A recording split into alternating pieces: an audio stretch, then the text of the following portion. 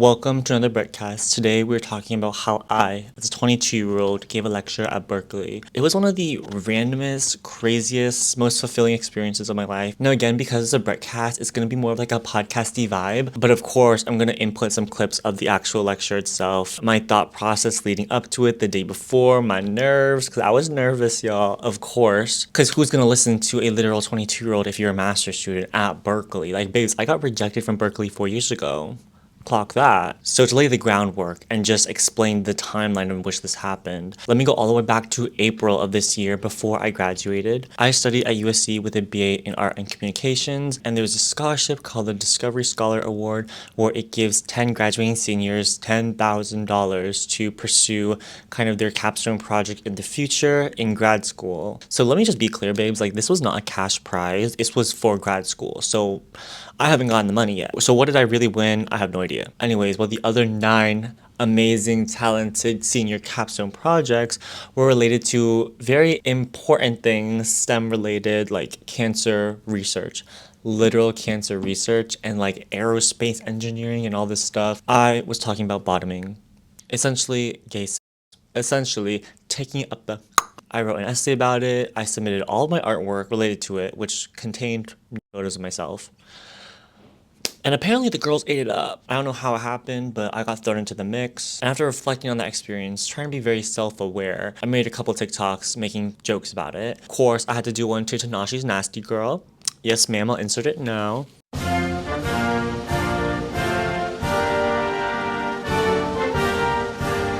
And yes, babes, I reposted that shit on Instagram and she liked it.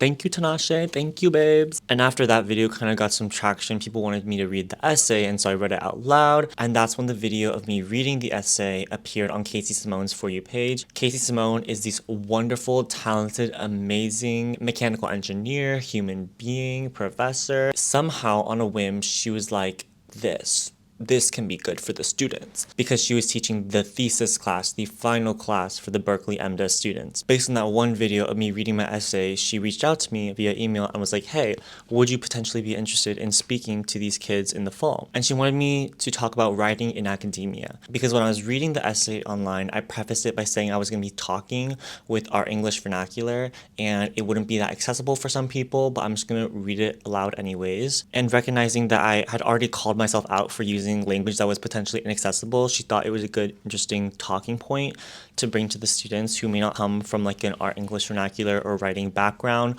A lot of people in the program apparently were engineers and came from STEM fields rather than humanities. So she was like, okay, babes, like maybe you can talk to them about how you formatted your essay, why you decided to read it online, and what new audience do you think that brought in to read an essay that would have otherwise just been trapped in academia? Because of course, if I never shared the essay online, it would have gone to the ether, right? A lot of times, at least my critique of academia, is that we have all these amazing thinkers, right? Everyone is constantly pumping out essays, and a lot of the time their theses are complex. Okay, people have great ideas, but they don't get out in the world, or they're not reaching the masses, because once you get the grade back, you're like, okay, I'm done, we're good. But really, it never actually reaches the people who might actually be the ones who have to understand and hear the message to activate any sort of change. So of course I was interested in speaking, because I've been wanting to dabble in teaching for a while. Like I've always had dreams of being like a high school art teacher, because my high school art teacher was so iconic. A very crazy man, but like iconic. And I've had some really inspiring teachers, like the classic English teacher that every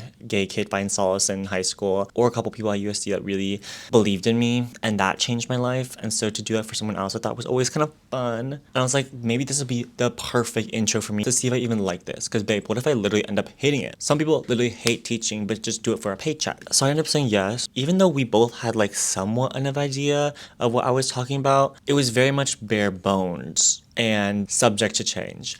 And it changed. Oh my god, it changed a lot. We had an initial Zoom meeting where she told me kind of her background and why she was interested in reaching out. And after that, she's like, okay, well, it is just an idea, but I'm gonna bring this back to my academic team, and we're gonna see if we have like the space and like budget/resources to bring you in, and if to see if it makes sense at all. She said, reach back in August and we'll see what happens. August comes around and I reach out. This is like 2 months later, right? And I'm like, hey Caseysimone, like I'm so sorry to like reach out and bother you, but like I know the semester's coming up. Do you think it's still in the books for me to, come see the children who are probably older than me?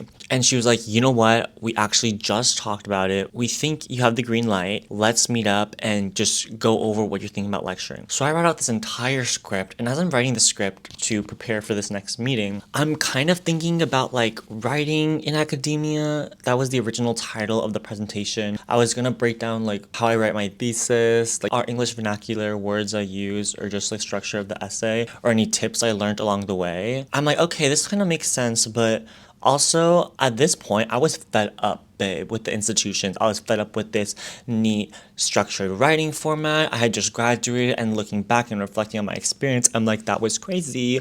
Y'all had me doing all these backflips and cartwheels for these professors to make them like my work, following the institution guidelines, like formatting your paper in a certain way or talking in a certain way or adopting a certain persona and diluting my message to be appealing for these people. And I was just over it. So I think that anger led me to literally just like talk my shit in my script. I was like, this happened to me at this place and I don't like it, and this is why I don't like it. Also, academia itself is like a facade, it's an artifice. Here are some scholars that also think this way, and here are some people outside academia who also pushed against it in this way. And it evolved into this whole other like institutional critique that barely touched on the writing after we kind of honed it in a little bit because it was crazy, and expanded on those ideas, made it into somewhat of a cohesive presentation, because I was coming at a time where these students were just finishing the first draft of their thesis, and so they had a little break.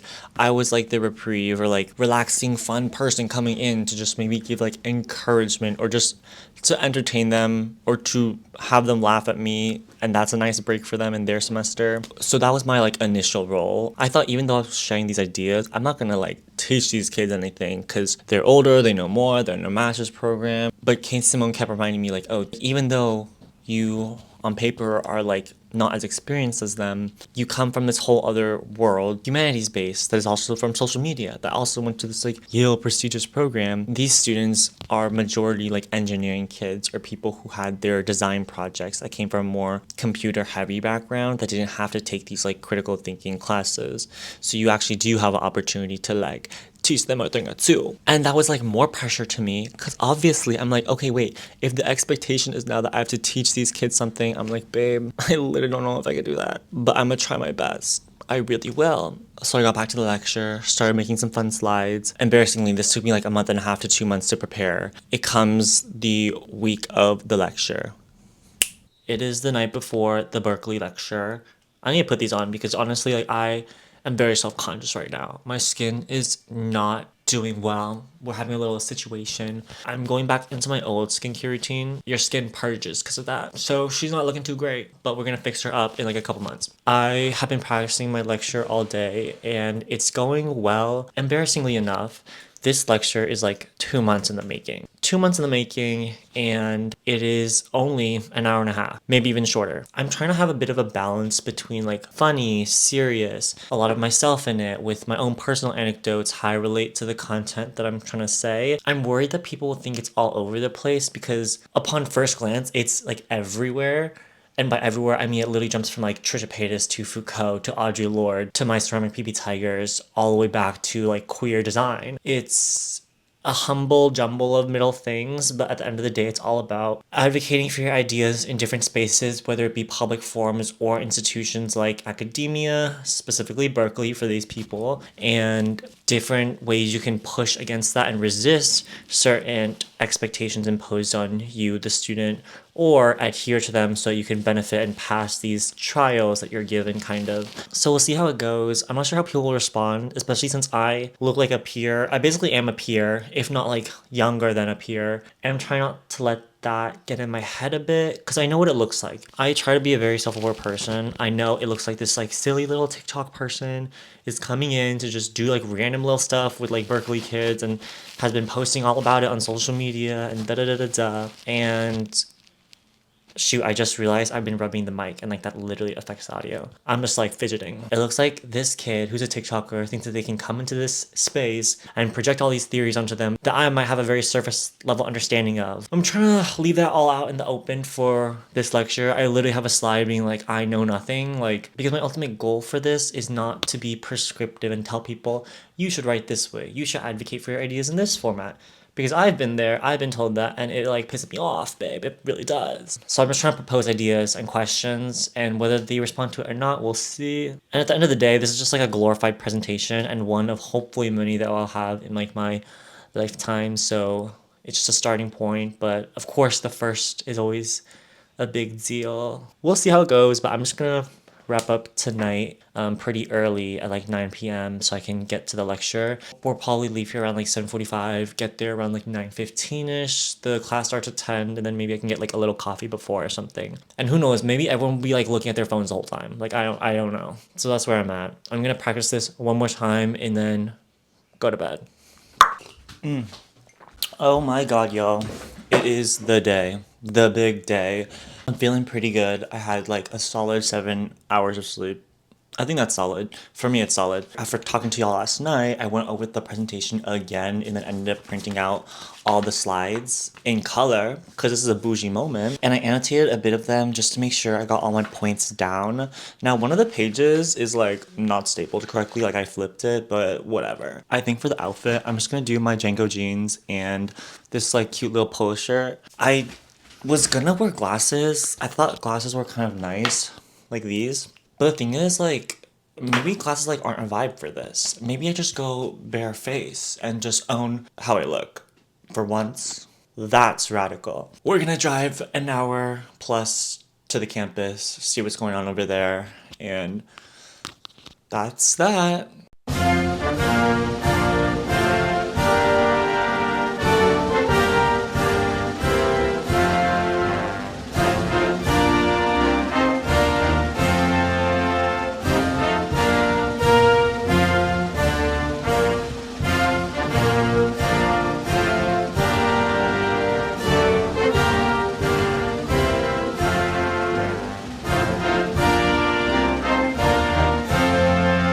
Okay, do you want to share? Oh my gosh, no, it's totally You're gonna be on your fine. knees? Yeah. Hi everyone, this is the lovely Caseysimone. Would you like to introduce yourself? Hi, my name is Caseysimone. Ballestas, yeah. Sweet. And then what's kind of your role, I guess, at Berkeley and stuff? Yeah, so I'm a PhD student in the Department of Mechanical Engineering, and my research is in the design of cyber-secure smart manufacturing environments. But my background is in architecture and social psychology. So yeah, I've spent some time in consulting. Anyways, that has landed me as the TA for this class that you will be presenting at today, which is the Masters of Design Thesis Studio. And so the role of the students this semester is to develop their thesis project, and on Fridays we talk about how they do that in an academic writing style. Awesome. Yeah. That's so sick. Hello. Cool. Also, so side note, I just found that you have a Substack, and I'm like so excited to read all of it. It's like slow coming. They're like sometimes there will be pieces of essays and then there will be months. But yeah, my favorite one is How to Make a Bed. You should. Oh my god, I'll check it out. You also check it out, babe. Oh. There are people on the internet. Right. Oh my god. Yay. I don't claim to know a lot. I don't know much, actually. But the reason why I'm here is to not be like prescriptive and to tell you what to do or how to design your thesis or present your thesis or write it, three-body paragraph, all this stuff. I'm mainly supposed to, or I want to pose questions that will maybe help us think more intentionally about how we do frame our research or our ideas and which spaces again we operate in, public sphere, academic, or how we move between the two. So some questions that you don't have to answer now, but just think about as I have this kind of presentation lecture is: 1, does design speak for itself? 2, how does writing about your designs elevate or hinder your work? So what are the implications of language? What does it mean or how does it feel to have to present your ideas to a panel of academics or industry professionals? Because essentially when you come into a place like Berkeley, you're literally on trial and a jury and judge will decide whether you can pass or whether it's like a chop, you know? So who are these academics determining whether or not your designs are valid and what are their biases, because we all have them. And when you think about the last part, this kind of like this step-by-step process I think about a lot of times. First, you have your idea. For me, it's an art piece, or you have your designs. Then you describe it into language, however language you choose, whatever vernacular.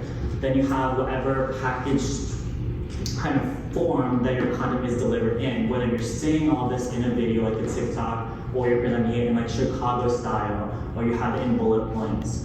And then the context of that delivery, so when you do have this package form, who is your audience, what space are you presenting it in, and does that make sense with the status quo? And if it doesn't, are you actively and intentionally trying to push against those kind of built-in conditions? And they found that I was like this TikTok person that had this personality and was explaining my art with not the certain vocabulary that they wanted, and just being a bit more lighthearted and relatable about things, talking about cramming my art assignments and things that people do all the time, but just maybe don't say as much. Because I know these girls were cramming their stuff at one point. That quote was like this stupid TikToker that came in. But as they started taking my ideas more serious, they started not saying, oh yeah, you can do like content creation on the side too, and that makes sense. You can also be a serious artist.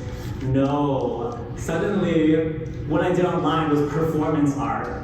They're like, oh, we get it now. Like, you're performing online. Like, this is a little character that you have. Like, this is an extension of your art practice. And I'm like, babes, I'm just like literally making TikToks, and the fact that you had to categorize it or code it in a way with the language of the art world to even take it seriously, or for you to even think that this was a possibility of existing in this space, is crazy.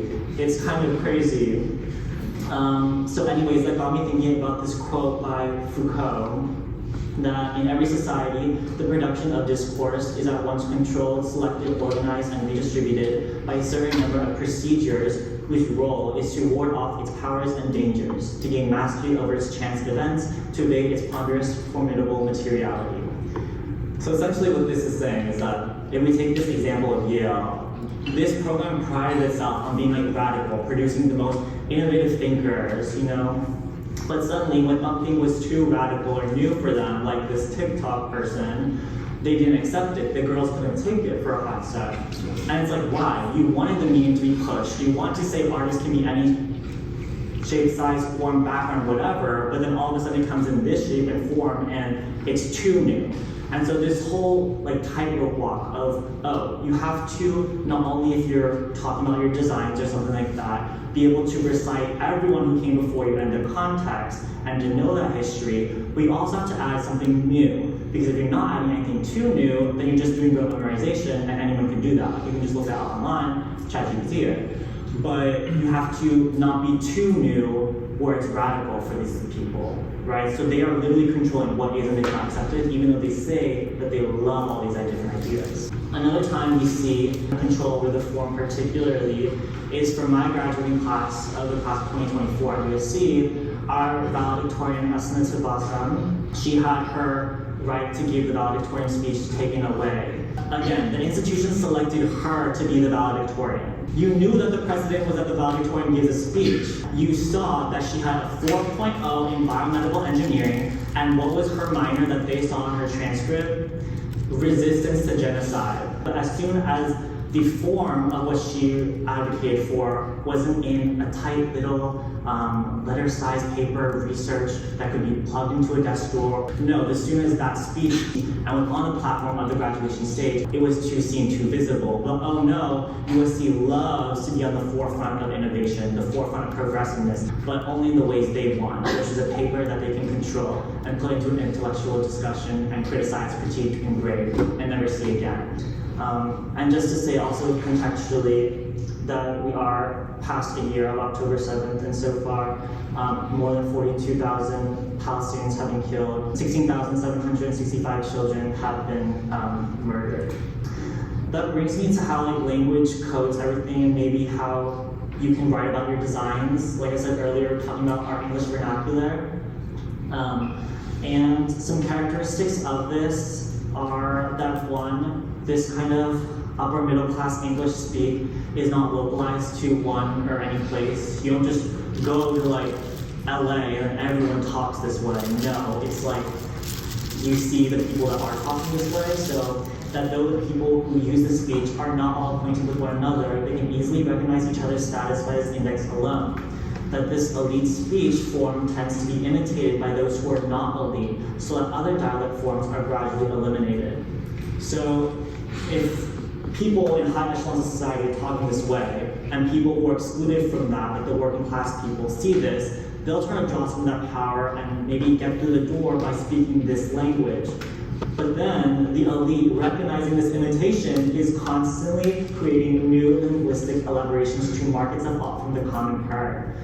So what that means is that basically people are just like making shit up. So prefixes like para, proto, post, hyper expand the lexicon exponentially without adding new words. So I started to do this myself. And I just like was plugging random stuff in. So I just did parapop, protopop, post-pop, hyperpop, like Sophie, rest in peace Sophie. Then plugging myself in, parabottom, protobottom, post-bottom, hyperbottom, paradouche, protodouche, post-douche, hyperdouche. You can literally just plug things in, apparently, because that's what they're doing. And that's not to say whenever you make up words, it's completely ridiculous. Sometimes you actually need language to say your ideas. You need to literally make up terms. And we see this with even like Kimberly Crenshaw when she talked about intersectionality. There's this like really awesome genius, Amy Stillman, who's an New York-based artist. She is basically a genius. I think she's a genius if there is such a thing.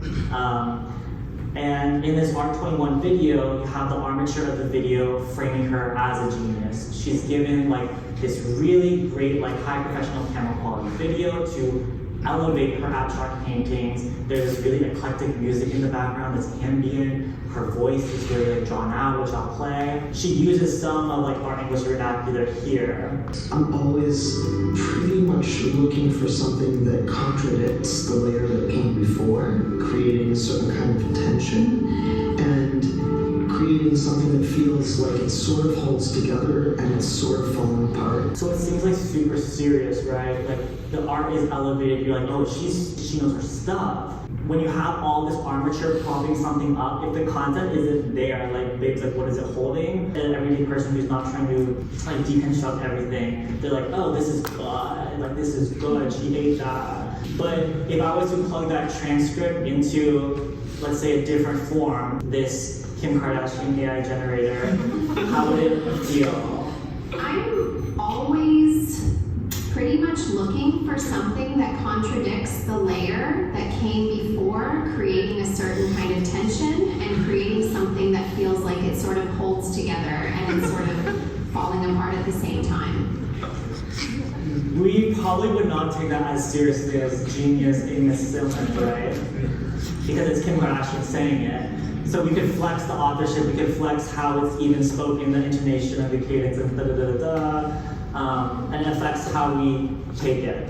So now I get, like, this is literally what people saw when I was in the program. Like, cause I turned my like Valley Girl accent, my vocal fry up to like the max, and I'm assuming they saw me like with this Kim K. Dr. Vague was talking about commission in one direction, having come from an institutional space, doctorate degree and everything, and then slowly integrating maybe other dialects or vernaculars that aren't accepted in these higher powers. But if you come from, let's say, a working class background or just somewhere where you aren't able to tap into that vernacular, how do you code mesh the other way? How do you then learn and latch onto institutional language and bring it for yourself and bring it back to your own communities if you don't already familiar with that? And that's when I think ChatGPT can be helpful, because for me, when I was writing my essays, I was like, I don't know like how to talk in this language. Like, let me just type in and it'll ask it to spit out some English vernacular and see what happens. Because I went to draw upon that power, but just didn't really know how to at first. So for an example here, I asked ChatGPT, I said, write about how to douche in our English vernacular. To engage in the practice of douching, again, the space of like for the field of, with elegance and mindfulness, one must first select a gentle saline solution with or warm water, eschewing harsh chemicals that may disrupt, again, a very popular word in, I think, innovation too and design, like disrupting. So for here, I could be looking up like this, like how do I douche? Like I don't know what to do. But then I look at instruction online and it spits this out and it's just talking about vaginal openings. Because the original intended use for the design at first was like even like the 19th century for like birth control. But I'm trying to use it for a different purpose. So the context is completely different, and how they talk about the design totally excludes maybe this other demographic. That's why like when you're writing like about your designs, like how you choose and place things into different conversations really does matter. that's kind of it, just different ways to present yourself, code meshing, avenues of advocating for your ideas like social media or the institutional format, and you have fun designs like Riot Girl that you can refer to as well. So I think that's it from me.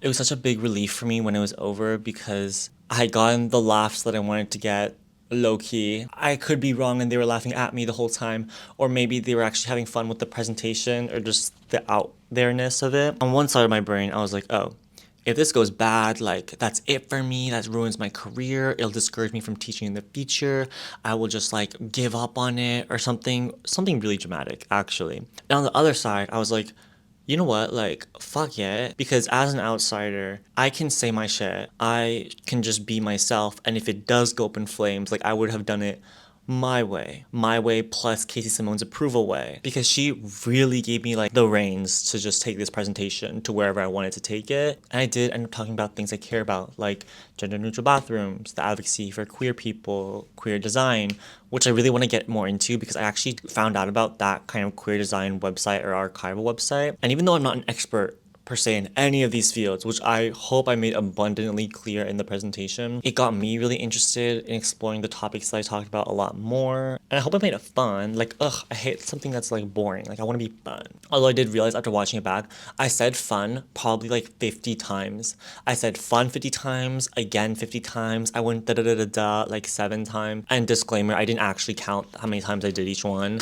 I just know it was a lot and potentially like annoying, which I will fix in the future if anyone wants to at least give me another lecture. But was relieved and happy that I was able to just really go for it and the response to still be positive. This coupled with the marathon have been like in the back of my brain for the past 2, 3, 4 months. So it was just eating me away. Y'all know, if you saw my other videos, potentially, we're in a flop phase right now for this channel, but babes, we're gonna go back up. If y'all saw like other videos, I put so much pressure on myself for absolutely no reason. Like, trigger warning, like all this stuff. I was not eating right. I was not sleeping right. I was like self-isolating a lot because I didn't want anything to fuck up my marathon or this lecture at that. Low-key more the marathon, but like also the lecture.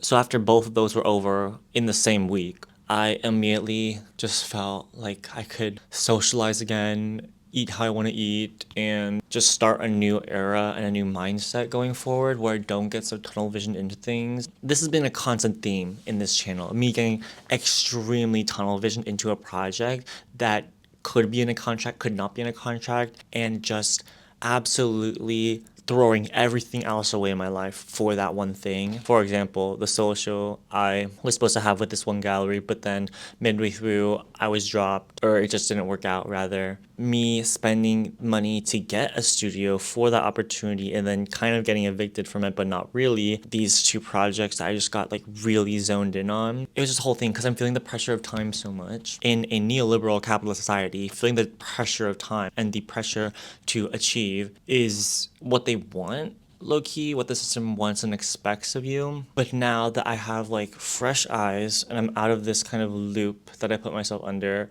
also maybe it's like astrologically, I think like October is a big year for like new change and getting out of like a karmic cycle for Capricorns.